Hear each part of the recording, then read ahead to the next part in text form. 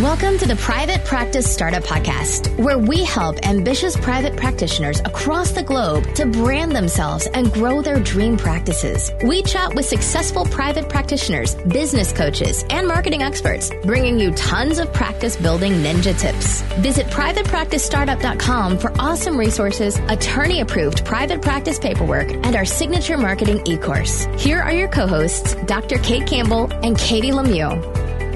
Hey there, Startup Nation. Welcome back to another episode of the Private Practice Startup Podcast. We are excited to have you back.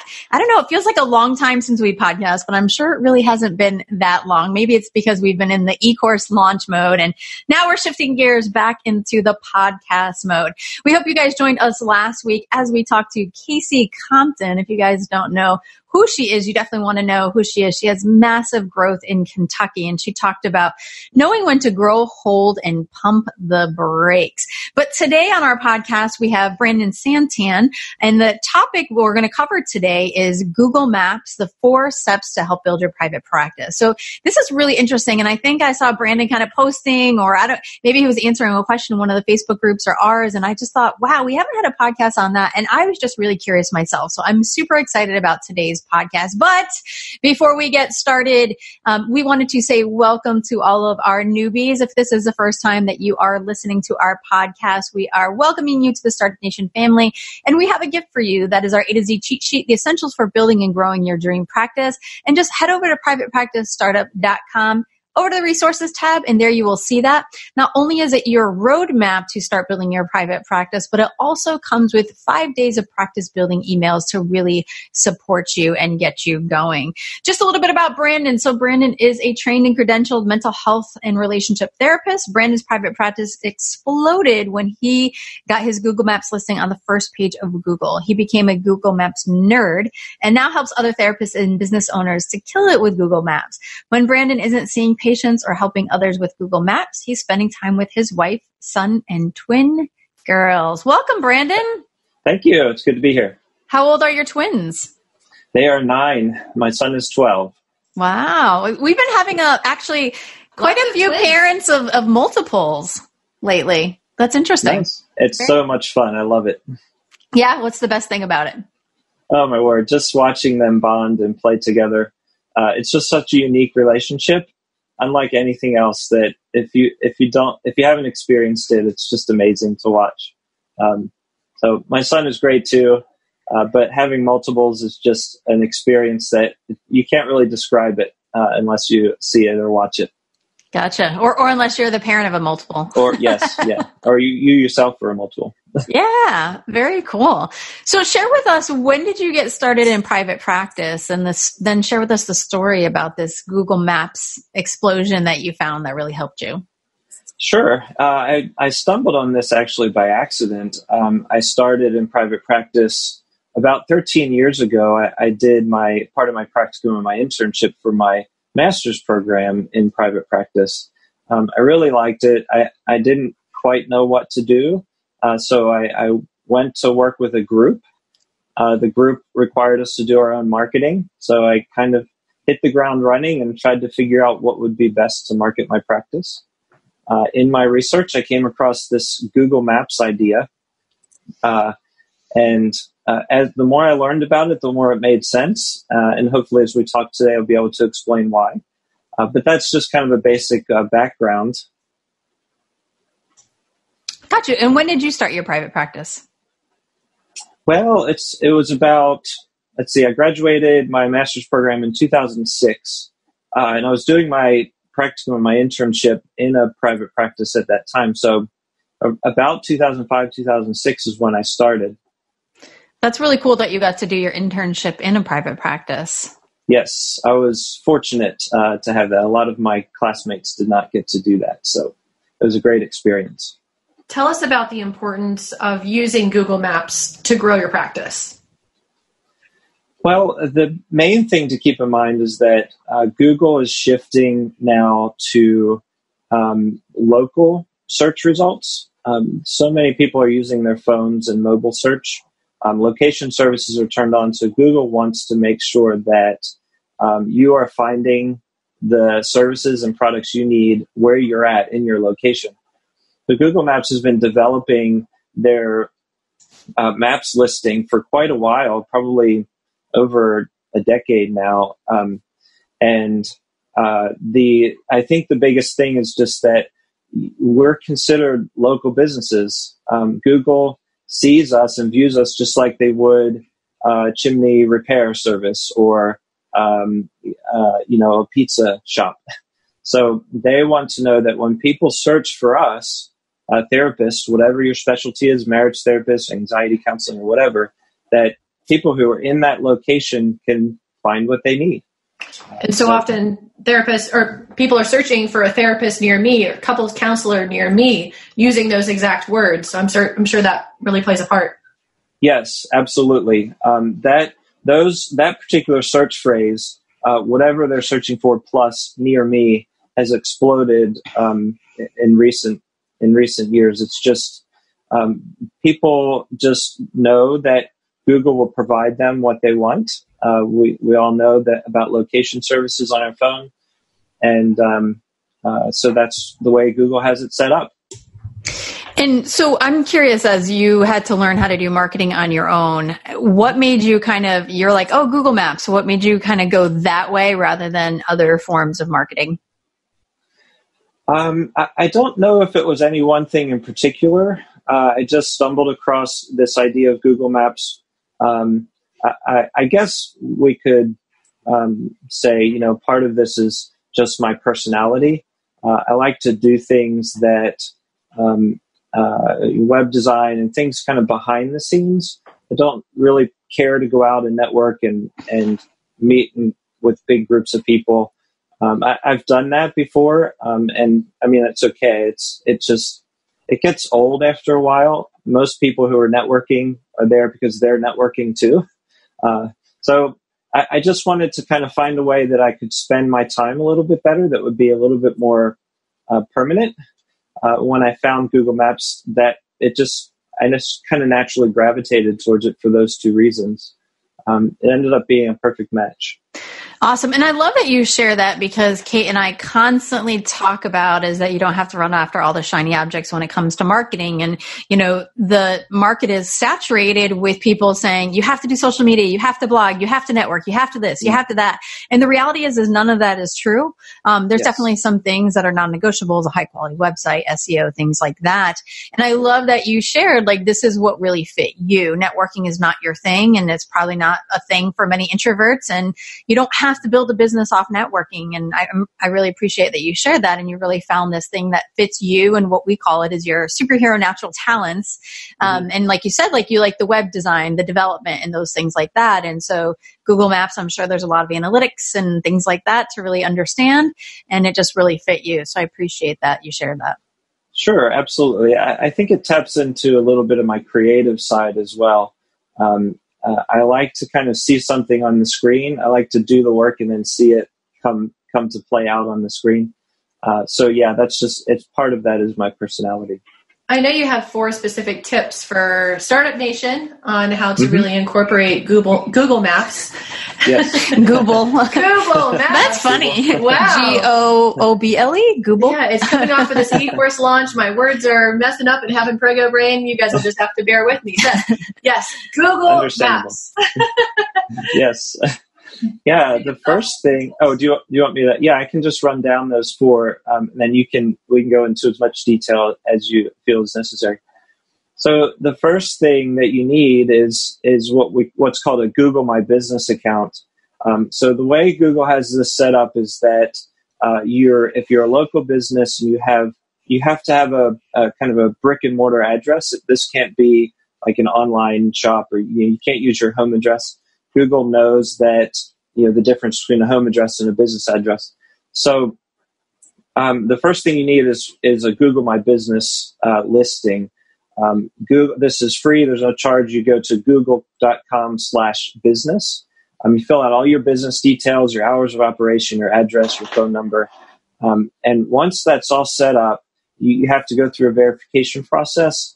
Google will send you either a PIN number or they'll call the number, verify your listing. Once your listing is live, then you kind of qualify, I guess, quote unquote, for to go into Google Maps listing. And most people who just complete that step will find themselves in the Google Maps listing for a particular geographical location. And then after that, the goal is to try and move up to the top. Google puts 3 listings on the front page, and they do this by a few different things. Their algorithm is proprietary. They don't let those secrets out. But what we've discovered over the years is that popularity is one of them. So the next most important thing is to have, like you said, a high quality website, something that's getting lots of traffic. And by lots, I mean, people are visiting it. It's not just kind of sitting there collecting internet dust.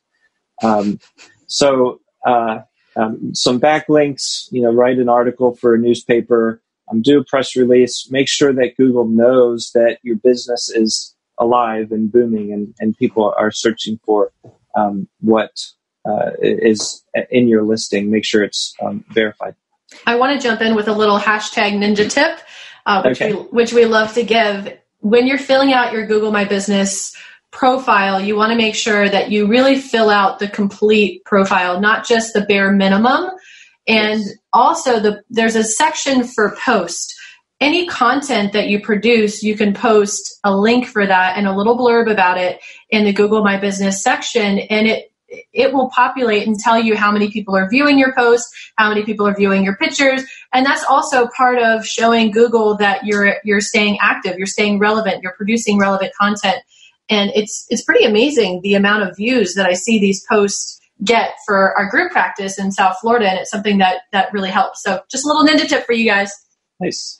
Yes, Google they now have, this is relatively new relative to Google Maps, but in Google My Business, you can actually go in there and create a website for free. It's bare, basic, minimum website. It's basically just your address and the things that are listed in your Google My Business account. But Google loves that kind of stuff. They want you to use their software. They want you to use their program. As streamlined as possible, and yes, posts is a big one that Google looks for. So, Brandon, out of curiosity, how did you make your Google My Business page popular? What did you do? Yes, so that brings me to the third step. Okay. The third step in this process is to get as many what are called citations as possible. It's technically called NAP citation. And that just stands for name, address, and phone number. So what you have to do is you have to go out and you have to find all the directories that list businesses like Yellow Pages. If you've ever Googled your name, you've probably come up in healthgrades.com or, there's Psychology Today is a good citation that most people have already. LinkedIn, Facebook business page, Yahoo Local, Bing Local. They have both Yahoo and Bing have similar programs as Google My Business. So you go out, you go to all these websites, you put your business listing in, and what Google does is they send out their bots to crawl the internet, and they find that you have all these business profiles out there that match your Google My Business listing, and they think, oh, well, you must be relevant, you must be active, so we're going to bump you up to the top because you must be popular. People are looking for you. I know that sounds weird, of kind of personifying Google, anthropomorphizing Google a little bit. It's about creating your digital footprint. Yeah, your digital footprint. Yes, that's a great way to say it. Well, and interesting, like how you said you didn't really like networking, but it's almost like kind of going into this group, right? Whether it's Yelp or Bing or whatever, and you're dropping your card and be like, hey, I was here, and that's kind of the popularity. So you're almost kind of networking online in the sense of, like you said, napping, I guess, name, address, phone. Name, address, phone number, yes. There's a lot of work to do with that. It's pretty time consuming, and some of the companies make it really hard to figure out how to do without actually paying another company to do it for you. But there are paid for options where you can hire a company to set up your digital footprint for you, or you can DIY it. It just sometimes can be a little tricky. We want to take a quick break for our sponsor. There are so many ways to keep your practice organized, but Therapy Notes is by far the best. Their easy to use, secure platform lets you not only do billing, scheduling, and progress notes, but also create a client portal to share documents and request signatures. Plus, they offer amazing unlimited phone support. So when you have a question, they're there so you can get help fast. Get started with Therapy Notes today, trusted by over 60,000 professionals. Go to therapynotes.com and enter promo code PPS, as in Private Practice Startup, and you'll get 2 months for free. Also, you can listen to episode 54, where we interviewed Brad Pleiner and took an in-depth view into their EHR. If you're in private practice, you wear a lot of hats, and some of those hats are totally great, but some, like filing taxes and running payroll, for example, not so great. That's where Gusto comes in. They make payroll, taxes, and HR actually easy for small businesses like your private practice. Fast, simple payroll processing and benefits and expert HR support all in one place. Gusto automatically pays and files your federal, state, and local taxes so you don't have to worry about it. Plus, they make it easy for you to add on health benefits and even 401ks for you and your team. Let them wear one of your many hats. You have so many better things to do with your time. Listeners get 3 months free when they run their first payroll. Try a demo and see for yourself at gusto.com/PPS. That's gusto.com/PPS. For those of you that know me, you know that I did not do that myself. I definitely paid a company to outsource all of that stuff. They had a nice little software program where they were able to do that. So there's options there for sure. Because if you guys do know me, I'm not a tech lover. So doing all that stuff makes me super anxious, and I'd rather spend my time elsewhere. So share with us a little bit more about how you popularized yourself, Brandon. Sure. Well, the fourth item or component to a strong Google Maps listing or what's called social signals. Just like these directory websites or citations, Google pays close attention to social media. Facebook posts, Twitter posts, Pinterest, Instagram. And what they do is they monitor how active you are on those accounts and how popular what you're posting is. So they're called social signals because Google looks for backlinks and clicks to your website from these big heavy hitter social media accounts.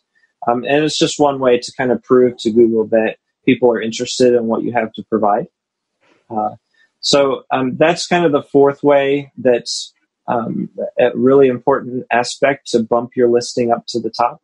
It's not mandatory, and I know that as therapists, we kind of have a little bit of an allergic reaction to kind of putting ourselves out there on social media. We don't like to think about interacting with patients, and it's against most of our ethics codes to do so. But we're not talking about this really as a marketing strategy. We're talking about social media as a way to kind of prove to Google that what you're doing is active and relevant. So does that make sense? Yeah. What are some of the things that you do for social media, the social signals? Yeah. Well, anytime I do a blog post, I'll post it on social media, Facebook, Instagram, things like that. And then the other thing I do is just kind of attach my social media profile to any type of article that I write, or if I respond to a reporter who wants to do a story about depression, I'll attach my social media accounts. So people are not only clicking on my website, they're looking at my Facebook page and my Instagram page, and the Google connects those dots. They see that there's a connection between your website, your business, and social media. Yeah, with the online marketing, it's almost like you're speaking twofold. And we talk about this in our e-course about how you're speaking to your ideal clients and wanting to provide content that's going to be valuable for them and using specific keywords and phrases that they would actually use. So it makes your ideal clients know that you understand them, you get it, you can help, you're the person to really help them. And then the second side of that is to really speak in a way that Google is going to love. And Google's going to basically reward you because you're using these different strategies and techniques to show Google that you're relevant, you're providing valuable content consistently, you're using proper keywords and your search engine optimization, and you got your digital footprint going. There's a lot of steps, but it's highly effective. Yes. And a lot of people want to know, how does Google know all this? It's kind of scary if you think about it, but they know, trust me. Google's in the business of selling information to advertisers. So they want accurate information. They want to make sure that their data is all connected and squared away so that they're providing the service that they promise, which is search results. Gotcha. So what other advice do you have for Startup Nation regarding really making your Google Maps robust and also, seeing results from that? Yeah, there's one other thing that becomes really important. Again, this is something that I think as therapists we tend to shy away from, but it's about getting reviews. Again, remember, Google wants to know that you're providing the service that you say you're providing and that people actually want it and enjoy it. So reviews start to become a big part of that. It's not quite so important in our industry because I think there's just not a lot of people who leave reviews for therapists. I've been fortunate enough to get a few reviews. I didn't solicit them and I didn't ask for them, but a good idea is just provide good service. Hope that somebody leaves a review, but reviews start to become part of the algorithm. And again, it's just a way to prove to Google that you're providing good service and people want what you're actually providing. So again, this isn't a mandatory thing. It's a step that will help you. But the first 4 steps are really the most important ones. Yeah, it's interesting. Katie and I talk about the importance of reviews and part of our e-course as well. And there's a past coachee who I was speaking to, and she went on a mission to get 50 reviews. And this is not from clients, this is from colleagues. And it still legitimizes the business. And she got 50 reviews. I'll share her name with you, with you after the fact. But she's one of our past coachees from previous cohort. She got 50 reviews and her new client calls skyrocketed. It's really been super effective for her. And the way that she's gone about it is to get reviews from professionals that she has collaborated with, from doctors, from attorneys, from other clinicians who know her and trust her work, and they've done review exchanges. It's been an extremely beneficial thing. Right. And I think that's always so important, is kind of coming from the position of, I would like to give you a review. Do you mind doing that in turn? It's really important. And I can't say enough about reviews in the sense of not only is it great for Google, but when people contact you, and I always ask them, what made you decide to reach out to me specifically? Maybe 50% will be, you had really great reviews, right? And then obviously they did some more research into the website and other things. But as consumers ourselves, we look at reviews. So it's really essential. So obviously, yes, there's a lot of things in regards to our ethics and laws and stuff like that regarding reviews, but getting reviews from your colleagues is so, so, so important for several reasons. Not only Google, but also for your consumer and what they see. Awesome. Yes. One caveat, if I may, if you're going to do that route, and that's a legitimate thing to do. I mean, Google, there's no ethical violation that I'm aware of, and Google doesn't mind that. You're not going against their terms of service. But Google wants to know that your reviews are legitimate as well. So they monitor the location, believe it or not, of where the reviews are coming from. So if you're in one area of the country and you have family in another area or a colleague in another area, and you're asking them to do a review, Google's going to flag that as a bit suspicious. So make sure you're staying within your geographical location if you want to do a review exchange. Yeah, cool. Absolutely. That's a great tip. You're kind of saying because we are a brick and mortar business and Google knows that. Yes. So it's noticing where the reviews are coming from. Here's a question then. What if you have an online company and maybe you're duly licensed or licensed in 3 states? How does that work then? And you have colleagues in other places? Yeah. At this time, I don't think Google really recognizes those. It would probably be a good idea to attach that to a local brick and mortar practice. But most people who do online therapy or strictly online probably work from their homes. so they probably wouldn't be able to get a Google listing anyway. The advice I would have for somebody who's doing strictly online is to find a small office, a cheap office space that you can kind of call your home office, and then use that as your Google listing. Gotcha. Really important. And I appreciate, to me, that's like the takeaway right there in that one statement for anyone who has the online businesses.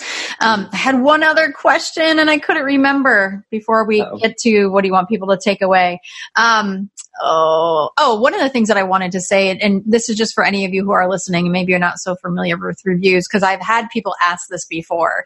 I know we actually sent out an email about reviews and someone responded back, what do you want my colleagues to lie? Absolutely not. We're not saying that your colleagues, they're not giving you reviews that they've seen you. They're giving reviews to speak to you as a professional, to talk about your characteristics, their interactions with you. Maybe they've shared a client with you so they can talk about how professional you are, the expert that you are. So those types of reviews, absolutely, we wouldn't, Kinky would never say to have your colleagues exchange lifeful reviews, whatever that means. Yes. Yeah. Be ethical about it for sure. Yeah. Brandon, what do you want to make sure Startup Nation takes away from your message today? Well, I think the biggest thing is that I just want people to understand there's hope for marketing. There's a lot of legwork and there's a lot to think about and to research and to understand, but it can be done. There's great ways to get new clients through these online methods. I don't think anybody should overlook the power of a Google Maps listing. I think we should all be doing that, taking advantage of it. There's no cost involved unless you want to, like you said, pay somebody to help you do some of the legwork. But and of course, small fee for the website. But there really are methods that work that are low cost and relatively easy to implement. And just out of curiosity, before we do get to your giveaway, before you started Google Maps, how many clients did you have coming in a week? And then after you had a robust Google Maps or Google My Business, the whole thing, where were you at? Just kind of an idea. Yeah, it's hard to really quantify that because when I first started my in private practice at the group I was with, I was fresh out of school. I wasn't taking insurance, so I really wasn't getting a whole lot of traction. I was getting some referrals from the group and Psychology Today, but by contrast, ever since I got into Google Maps, I've been booked out for at least a month. And that had never happened before prior to getting in Google Maps.